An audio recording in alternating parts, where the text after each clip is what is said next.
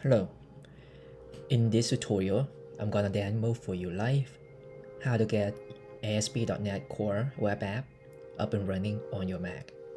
First of all, you need to decide which architecture your Mac is on. So to do that, you click on the Apple logo, choose About the Mac, and see this line. If yours is an Intel one, you will see Intel Core something CPU. Mine is an M1. Okay, after that you go to this address, or you can just type in Docker Mac and enter to Google it, and download the installer package accordingly for your Intel or Apple Silicon architecture. Now I have with me I downloaded the one for my M1 already, so I'll open it, drag and drop it to my application folder,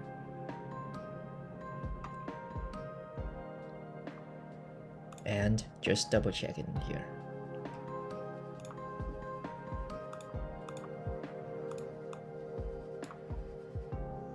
Oh, okay, so it looks like there's a progress already. I'll just stop the application. Okay, after installing it, you launch it,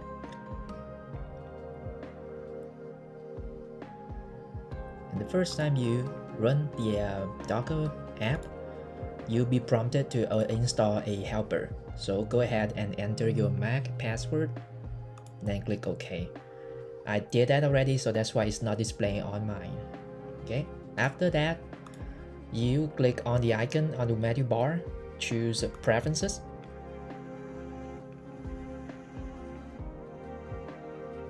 and then go ahead and sign in your account. So I signed in my account already. Next step, I would choose still inside Preferences, I would choose the Resources window. This is my current configuration for my system. Some might suggest you go up and above for these, but throughout my experiment, I see that these are the acceptable configuration that I can allocate my system resources for. So I just leave it as is. Right? So click cancel. Alright. Then you guys can go to the link I leave in the description and open your terminal app. In here, again, you would choose the command accordingly. So if it's an M1 Mac that you're using, choose the first line, otherwise go with B. Okay, so copy it and paste it in, and then enter. This is gonna take a while depending on your internet connection and how many threads and stuff that terminal is going with. So I'm gonna fast forward. When the download is completed, you will see a long hash SHA 256 number. Go back to my tutorial, and again, go step 5, choose your architecture accordingly. I'll go with an M1 Mac one, copy the line and paste it in here. Now that's one thing I like you to notice, is that you will run the Docker image that you just downloaded and establish a connection with a username and password. So this password you see here as a password, you can either go with the one that I suggested here, or choose your own. Just be mindful that you gotta follow the SQL Server's requirements for that. So there's at least 8 characters with lowercase, uppercase numbers, or special symbols. Alrighty, so back in my terminal. I'll enter that. Because I'm using an M1 Mac, so I'll resort to download like running this Azure SQL Edge machine. But with Intel Mac, this process shouldn't be downloading anything further. So it's gonna take a while as well. Just gonna fast forward. So that command just now will fire up the Docker image that we just downloaded, and if it runs successfully, you'll see yet another SHA hash number. So to double check that, you guys will go into your Docker dashboard, and there should be the process running. Right? Just below this name, it should be the same name as ms-sql-server. It should be the same name with the one that we named before, which is this part. So that's pretty much all about Docker. We will jump to step 2. So you guys can go ahead and close terminal already. Just leave this open. One important thing is that the next time you run any ASP.NET Core app on your Mac, and which is using SQL Server, not a SQLite database, you need to keep Docker running and this Docker image operating as well. So if it's for example, if it is in a stop state, or it's not working, or you already quit Docker before, you need to open Docker once again and hit start so that this one is running in the background. That's all I want to say about Docker. So we'll move ahead to step number 2 in the tutorial. So for this step 2, I would use my favorite IDE, which is JetBrains Rider. You guys can just go with either Visual Studio for Mac, either the previous version 2019 or the latest one of 2022, which is right now still being under a preview state. But since I would prefer Rider for a better UI in my opinion, and a lot more support for the stuff, so I will use it for this tutorial. So I'll go ahead and choose a project that has models and a database context. So for example, I would fire up this one. By the way, this is a sample tutorial, sample project in my current class, ASP.NET class. So I would use it directly for this tutorial. So just take a look at the left hand side window panel. You'll see some models with a category ID and some IDs for the second model class as well. And you got here an app context file. So first up, for example, if your project was created using the 6.0 SDK, you don't need to do anything else. But let's say your project was, I'm gonna open another project that was coded originally using an earlier SDK version. So I'm gonna go ahead and open, for example, this one.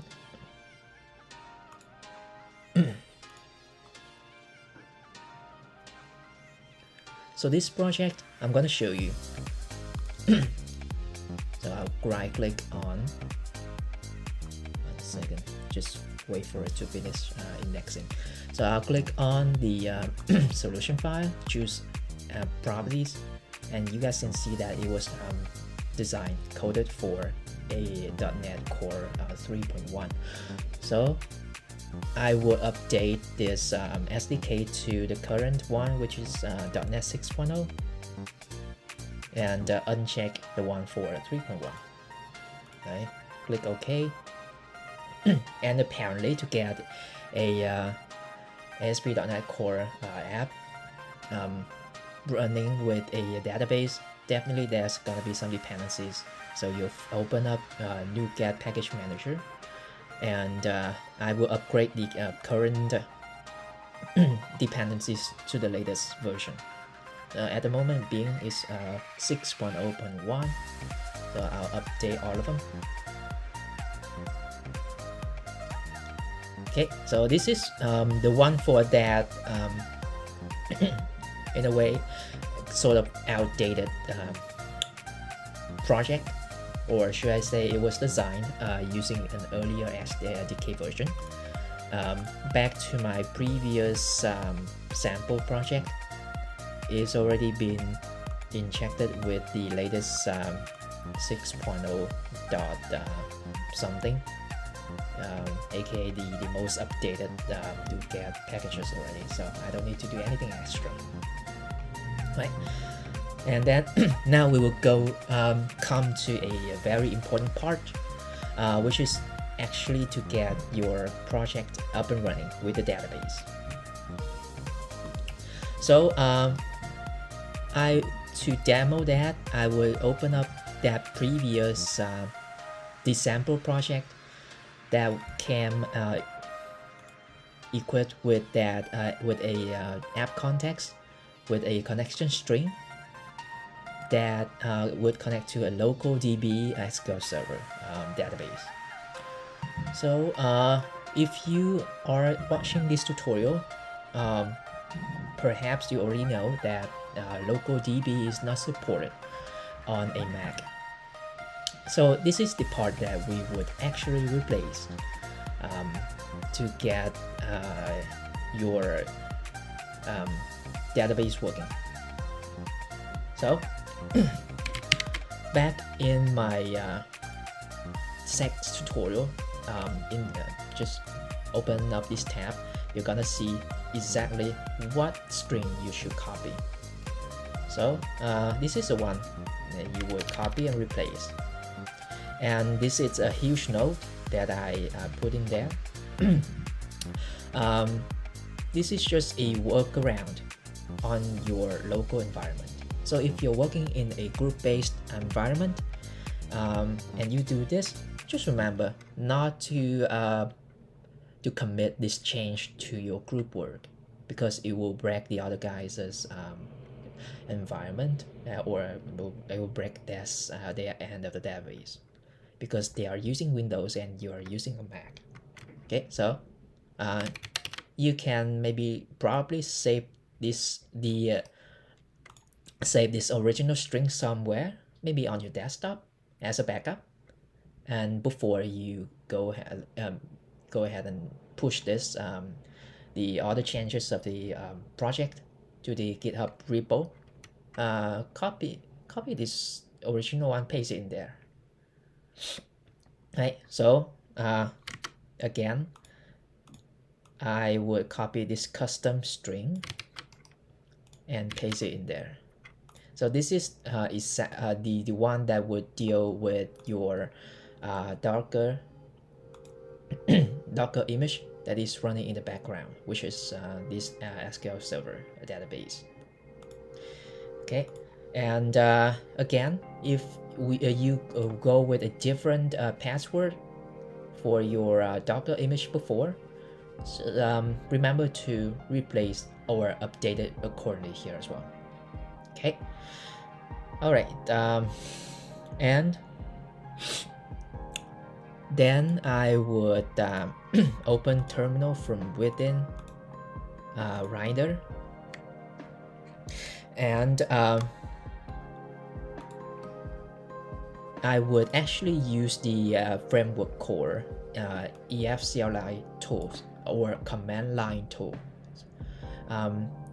If you were to be on Windows, you will see that the other guys, they have a package console, manager console. We don't have that on Mac, so you would use the CLI version of it alternatively. And if you're not sure if your machine already has that, just Google this one and install it yourself. Okay, so once you have it installed already, go back to Rider and type in, first of all, you gotta change your directory to this one inside your project. So for example, right now on the elder or parent directory of this project, so I gotta get in this directory here. Or let's say with the other project, looks like I'm already in there. How about I cd one up? Okay, sorry, cd list.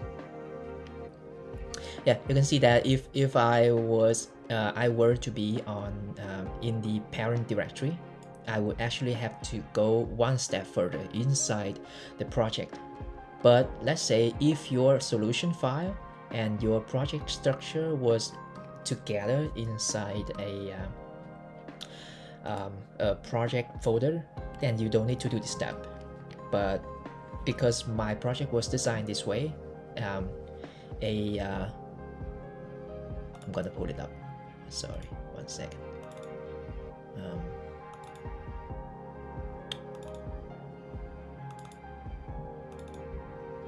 Because my project was designed this way, so solution file and then a separate project folder. So I would actually have to go in this directory to get my framework core CLI tool to work. So copy that folder name, I cd into that. Let's clear up the terminal. Okay. So to better demonstrate that, because I already have that custom database string in there in my other project, I'm gonna head into this. Okay, so I head into this folder, and now I would actually pull up the .NET EF command. First of all, if you check this, let's say if your project already came equipped with some migration script already, you don't need to add another like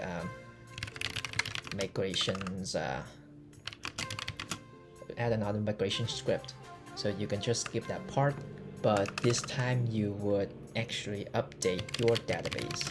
So .NET EF database update, and then you enter.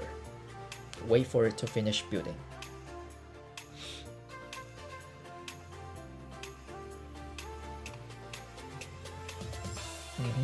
Yep. So if everything you performed was proper with this tutorial, the whole thing should be going through successfully. And this is the part where you can just go ahead and build and run the app. And running.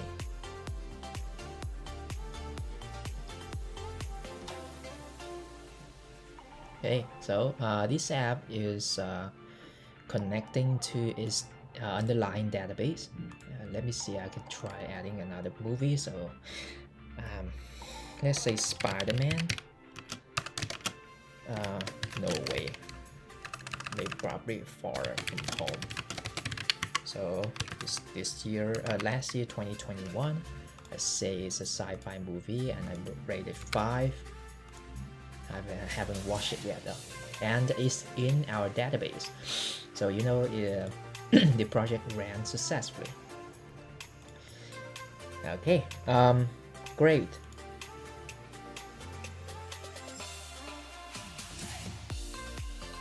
But in this extra part of the tutorial, I'm going to present to you one potential issue with your database.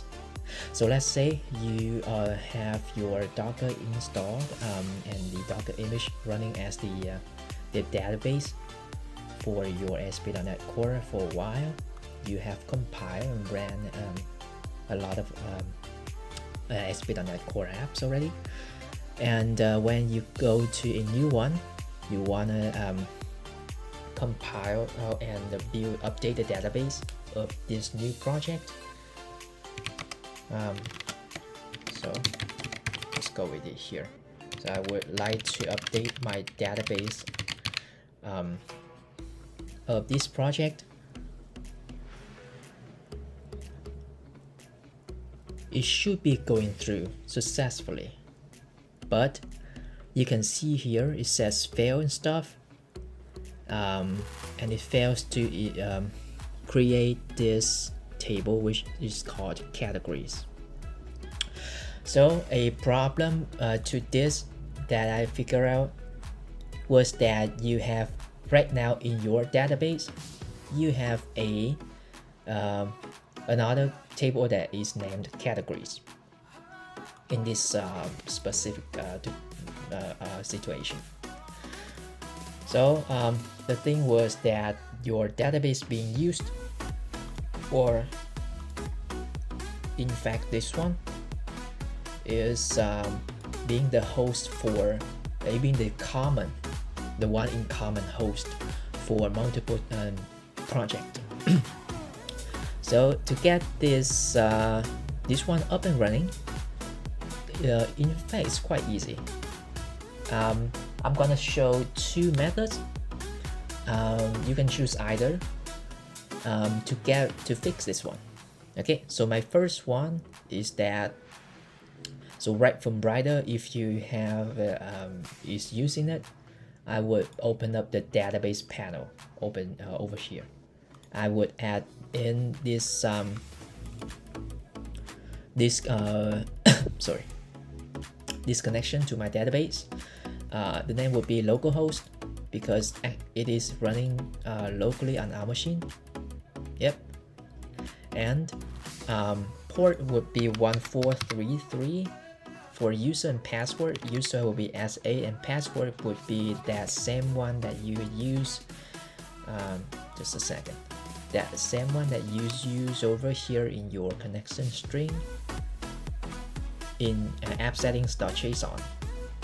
Okay, so I add that source. It's right here. Localhost port 1433 SA tag, enter the password again, and database it would be master. Just the same one with this string over here. Alright, so I'll test the connection, see whether it's green. Yep, it is. So we know we established a connection to the database already.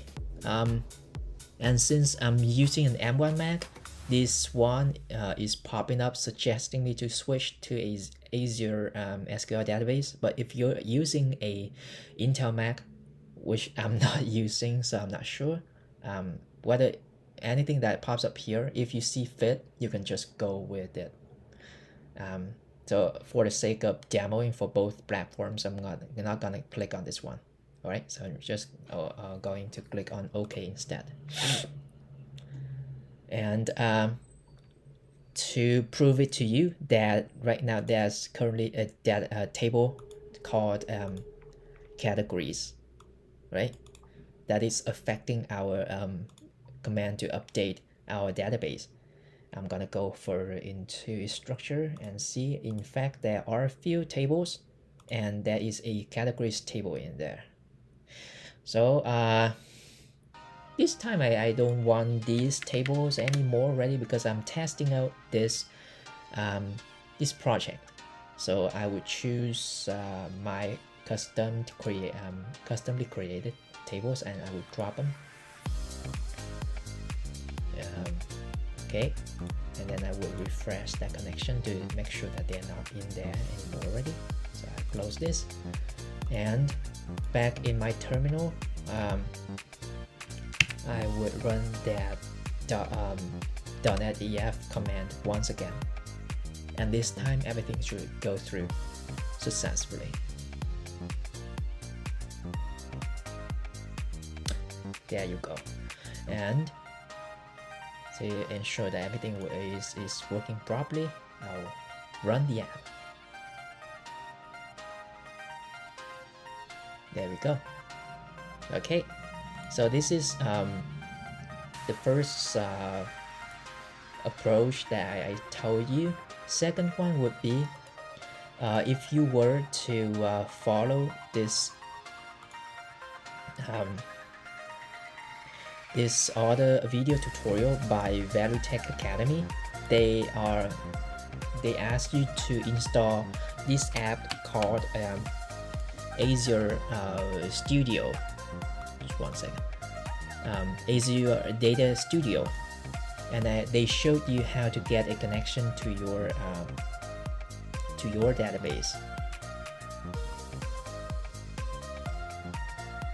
I don't know why it crashed just now, but anyway, yep. So they show you how to get a connection to your database as well. So this is just another way, another database client to get into your Docker database. So instead of connecting to the database from your JetBrains Rider IDE, if you are not using JetBrains, but you're using Visual Studio instead, you can go with this way to get access to your database. So in my localhost connection, I would go deep into my tables, and I can see that these tables are in there. So let's say next time you open another ASP.NET Core project and .NET terminal, the .NET command is not allowing you to update your database,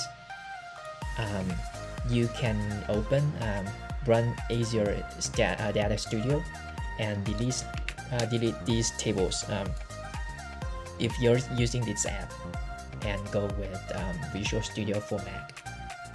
Okay, I can just drop them from here. Go. Refresh connection, and I can see that the table for to-dos has been gone. How about we go with categories this time? Run it and refresh the connection.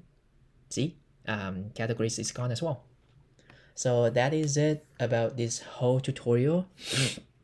Good luck with everything, and leave a comment below if you encounter any other issues. I'm not gonna promise that I'll be able to help you solve it because I'm new to this as well, but who knows, if other people saw it and answered it, it would benefit you. So thank you for watching and have a great one.